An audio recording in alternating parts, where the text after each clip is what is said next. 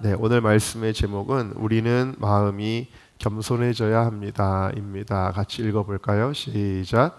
우리는 마음이 겸손해져야 합니다. 대제사장들 그리고 바리새인들 오늘 말씀에도 등장하지만 이 사람들은 종교인이라고 볼 수 있습니다. 종교인이라는 건 뭐냐면 하나님을 사랑하는 것이 아니라 나를 사랑함으로 신앙생활을 이용해서 하는 것을 가리키는 것이죠. 자기의 이익을 위해서 종교 생활을 영위하는 자들이었습니다. 그들에게는 하나님과의 친밀함의 교제라는 것은 없고 또 주님이 원하시는 열매를 맺는 데는 관심이 없었습니다. 이런 종교인들에게 어제 우리 말씀을 통해 책망이 주어졌다 그랬어요. 그 책망은 뭐냐면 본질을 회복하라는 것이었죠. 성전은 기도의 집의 본질을 회복해야 될 것이며 모든 하나님의 성도들은 열매 맺는 삶을 살아야 된다라는 것을 주님께서 책망으로 주셨어요. 자, 이 책망은 우리를 사랑하시는 증거라고 말씀을 드렸습니다만 그러나 이 책망을 받을 때 사람들은 두 가지 반응을 보이게 되어집니다. 이 말씀의 은혜를 받고 겸허하게 회개하고 돌이키는 사람들이 있는가 하면 마음이 교만하여서 오히려 그 말씀을 기분 나빠하고 주님께 대하여 반역을 일으키는 그런 사람들이 있는데 불행하게도 이 바리새인들은 후자에 속하는 사람들이었습니다.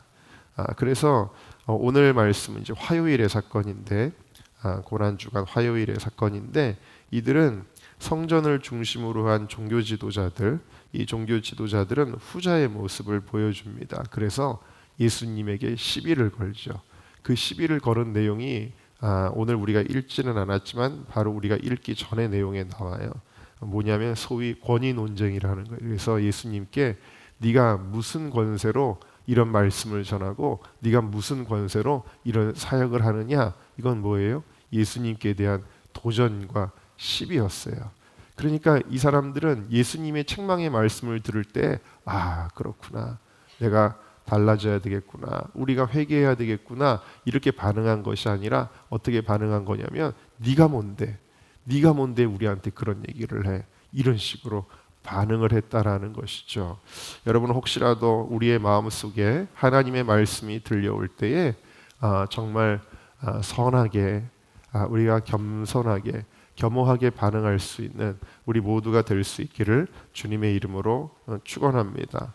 그러다가 결국에는 어떻게 되냐면 드디어 예수님을 잡아서 죽일 계획까지 세우게 되는 거예요.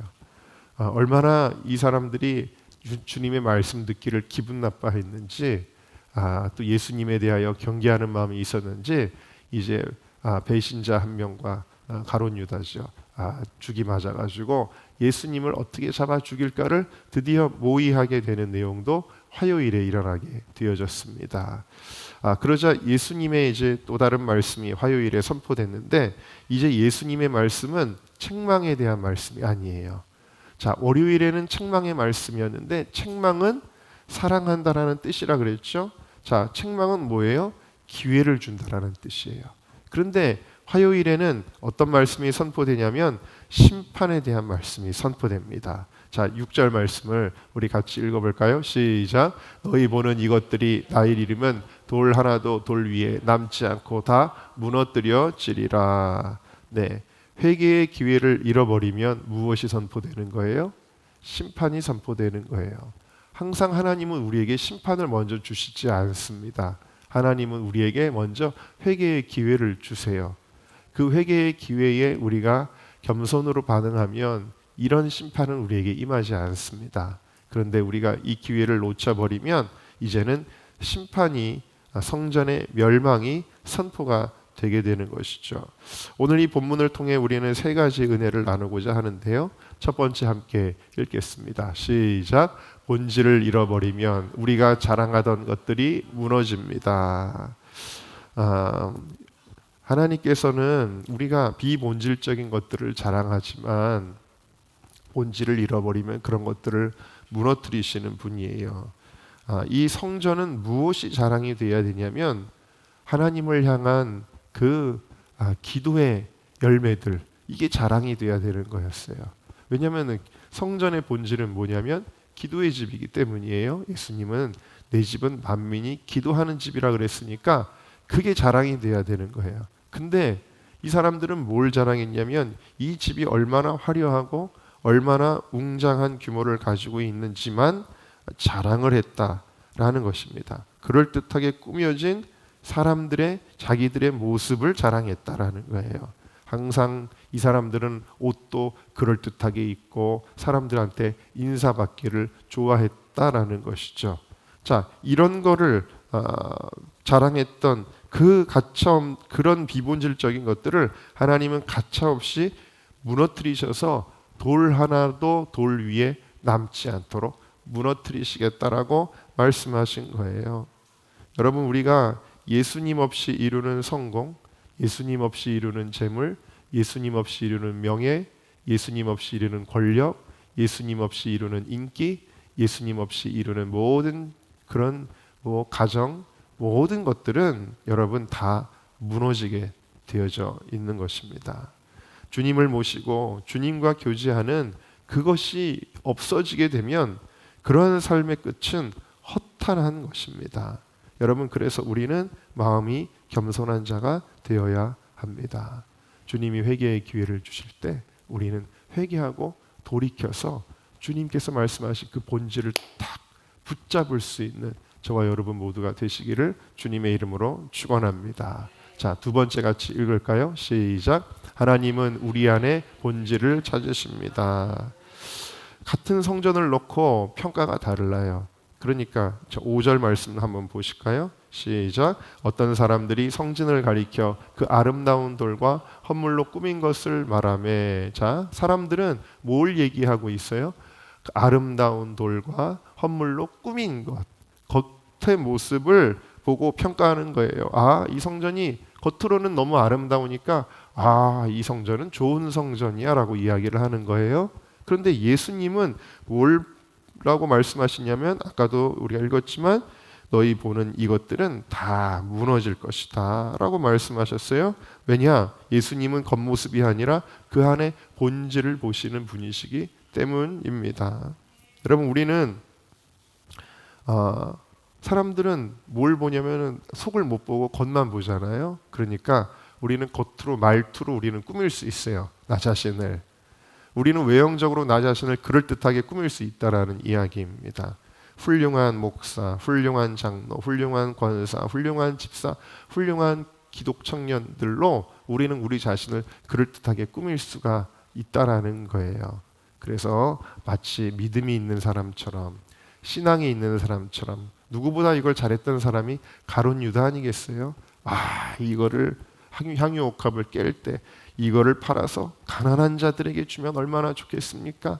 얼마나 의로워 보입니까? 가룟 유다가. 그러니까 이렇게 자기 자신을 잘 꾸밀 수 있었다라는 거예요. 우리는 그렇게 말투와 경험과 직분으로 그럴듯하게 우리는 신앙인으로 살아갈 수가 있습니다.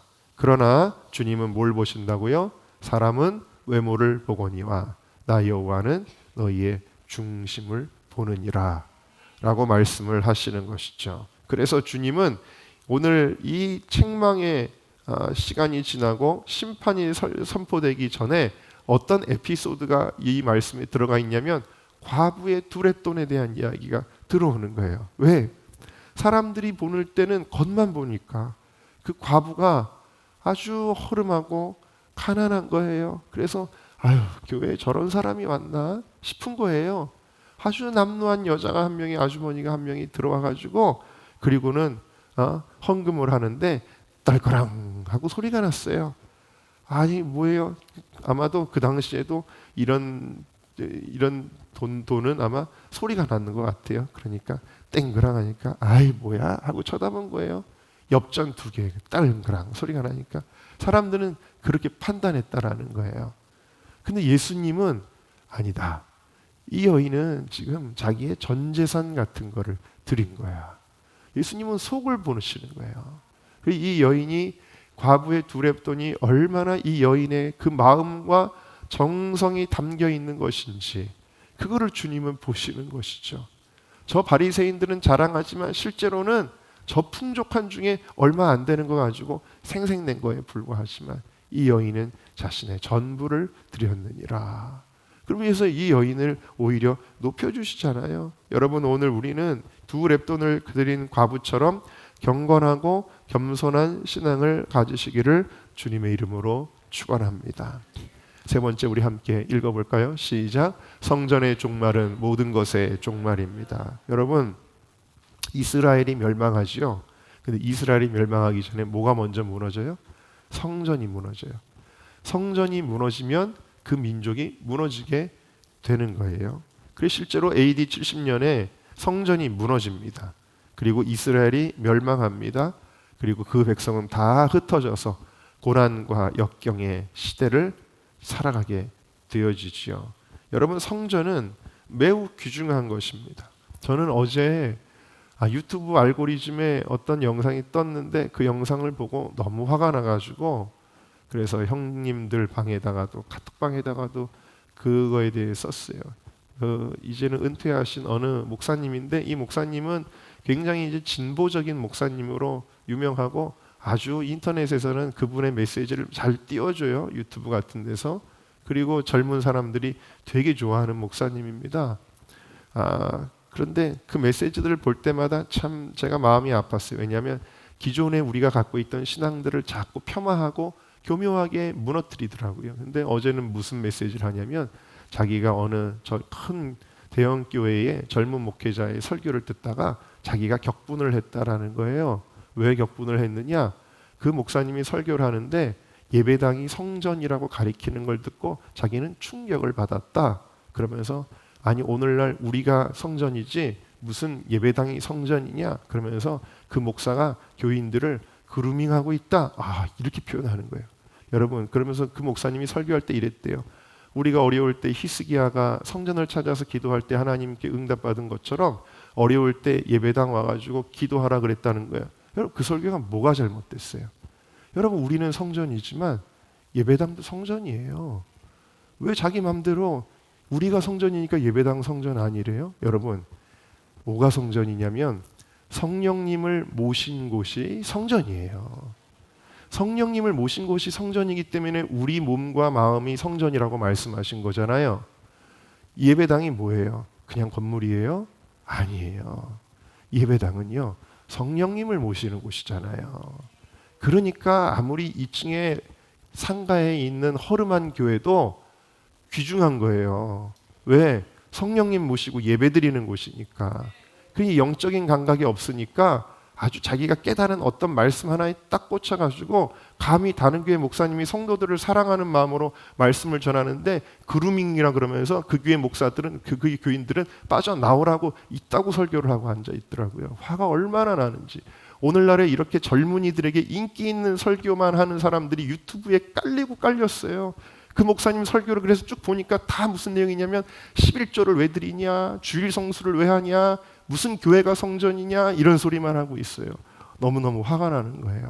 그런데 이런 설교자가 마치 깨어있는 것처럼, 이런 설교자가 마치 이제는 정말 참 진리를 발견한 것처럼 이렇게 숭상되고 있는 이런 마지막 때예요. 지금 여러분, 너무 진리가 혼란해진 시대입니다. 근데 어쨌든 제가 말씀드리고자 하는 건 뭐냐면, 성전은 뭘 우리에게 보여주냐면 하나님이 우리와 함께 하신다라는, 하나님이 우리 가운데 계시다는 가시적인 표현이에요. 보세요. 이스라엘 백성이 광야에서 유리하는데 하나님이 법궤를 만들어 주시고 그 법궤를 모시는 성막을 만들어 주세요. 그래서 그 성막에 하늘로부터 구름이 내려앉았다가 또 그것이 올라가면 진행을 하고, 이런 과정들이 있는데, 이게 뭐냐면 어렵고 힘든 광야 생활 가운데도 내가 너희와 함께 한다라는 걸 보여준 것이 성막, 회막, 미팅의 장소, 하나님과의 미팅의 장소, 텐트 오브 미팅이라고 이렇게 이야기를 하는 것입니다. 그래서 이스라엘이 우상 숭배하고 범죄하면 무슨 일이 일어났어요? 법궤를 빼앗겼어요. 성막이 사라지는 거예요. 교회가 무너진다라는 것은 뭘까? 교회가 무너진다라는 건 하나님이 그 백성을 버린다라는 것을 의미해요. 여러분, 오늘 은정교회가 이곳에 있고, 은정교회뿐만 아니라 여러분 대한민국에 있는 모든 교회들이 다 귀한 것이에요. 요 밑에 있는 성림교회, 고향교회, 주영광교회, 여러분 이 교회들 다 귀한 교회들이에요. 이 교회들이 우리에게 보여주는 게 뭔지 아세요? 대한민국의 밤하늘에 보면 십자가들이 이렇게 보이는데 이게 뭘 보여주는 줄 아세요? 하나님이 아직 이 백성 안 버렸다라는 걸 보여주는 거예요. 하나님이 우리 가운데 계시다라는 것을 보여주는 거예요. 그런데 이 십자가의 불들이 꺼져가고 교회가 문을 닫고 혹은 누군가가 교회의 문을 강제로 닫아버린다면 그럼 뭘 의미하는 거예요? 하나님이 이 백성을 버렸다라는 증거가 되지 않겠어요? 그러니까 여러분, 교회는 하나님이 우리와 함께 하신다라는 거에 가시적인 상징이다라는 것입니다. 그래서 이 교회는 귀한 거예요. 막 이렇게 폄하해도 되는 거예요? 귀한 거예요. 여러분, 교회를 사랑하시고 성전을 사랑하시기를 바랍니다. 교회는요, 우리 공동체도 교회지만 성전은 우리 눈에 보이는 이 건물도 귀한 거예요. 다 귀한 거예요. 막 폄하하면 안 돼요, 여러분. 절대로 폄하하면 안 됩니다. 여러분, 그러니까 우리는 교회를 교회되게, 또 성전을 성전되게, 또 우리 자신이 성도는 성도되게 해야 될 줄로 믿습니다. 우리는 기도의 집이 되어야 합니다. 은정교회도 예뻐요. 그래서 지나가는 사람들마다 예쁘니까 들어옵니다. 근데 이 교회를 예쁘게 지은 데는 두 가지 이유가 있어요. 저는 이 은정교회 부임했을 때부터 은정교회를 예쁘게 만들어야지 아주 강한 사명감을 가지고 있었어요. 근데 이 목적은 두 가지예요. 하나는 하나님의 집이니까 하나님 기쁘시게 하려고. 두 번째로는 전도와 선교를 위해서. 왜? 예뻐야 사람들이 오니까. 그렇지만 세 번째, 사람들한테 자랑하려고는 아니에요. 이건 우리가 인간적으로 자랑하려고 예쁘게 한 거는 아니에요.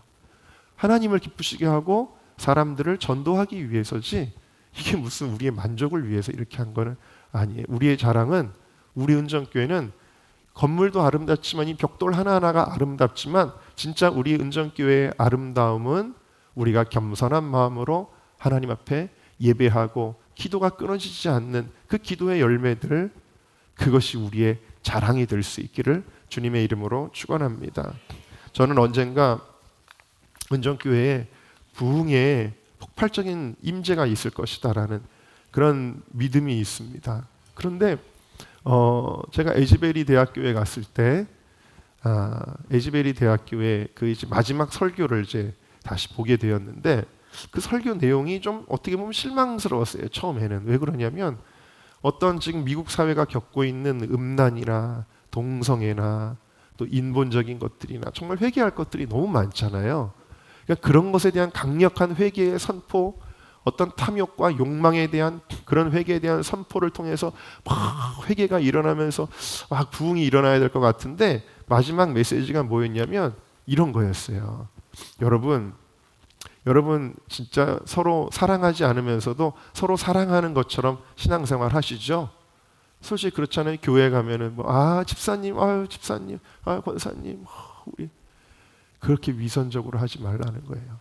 진짜 사랑해라는 거예요. 그러면서 거기가 졸업생들이 좀 있는데, 여러분들이 근데 여러분들이 사랑하려고 해도 사랑이 돼야 하는데, 여러분 교회 안에서도 누구랑 좀 부딪히거나 누구랑 좀 섭섭한 일이 있었거나, 그런데 앞에서 아무리 목회자가 와서 사랑해요, 용서해요, 사랑해요, 이해해요, 품어요, 그래도 잘 안 해요. 잘 안 돼요. 여기 남아있어요. 그러거든요. 그분이 그걸 인정하는 거예요. 여러분의 힘으로 그게 안 됩니다. 그게 되는 방법은 하나님의 사랑을 내가 경험해야만 됩니다. 그러는 거예요. 그러면서 뭐라 그러냐면, 여러분이 만약에 이 사랑을 경험하지 않고는 이 학교를 떠나지 마십시오. 그러는 거예요. 여러분이 이 사랑을 경험하지 않고 교회 가가지고 사역자 되지 말라는 거예요. 여러분이 이 사랑을 경험하지 말고 나 이제 학교의 모든 수업의 과정들을 다 했으니까 난 이제 졸업하고 가야지 하지 말라는 거예요. 여러분, 이 사랑을 경험하기 전에는 이 학교를 떠나지 말라고. 그 설교가 마지막이었어요. 그 설교를 하고 딱 나갔는데 학생들이 마음에 찔림을 받은 거예요. 찔림을 받아서 그때부터 회개의 고백을 한 거예요. 내가 사랑하지 않았습니다. 오늘 우리 교회도 아마 동일한 메시지 앞에서 언젠가 깨지지 않을까 하는 생각을 저는 합니다. 언젠가 우리가 하나님 앞에서, 주님 그렇습니다. 저는 여러분들이 얘기만 하는 게 아니에요. 저부터 모두 다 마찬가지예요. 우리의 마음이 겸손해져서 우리의 연약함과 우리의 위선적인 것들이 우리 안에 바리새인들 욕할 거 없어요. 우리가 바리새인이요, 우리가 대제사장이요, 우리의 이 위선적인 죄악들을 우리가 고백하며 겸손하게 되어질 때, 우리의 마음이 겸손하여질 때 거기에 우리 성령님이 임재하실 것이다. 저는 그것을 믿습니다.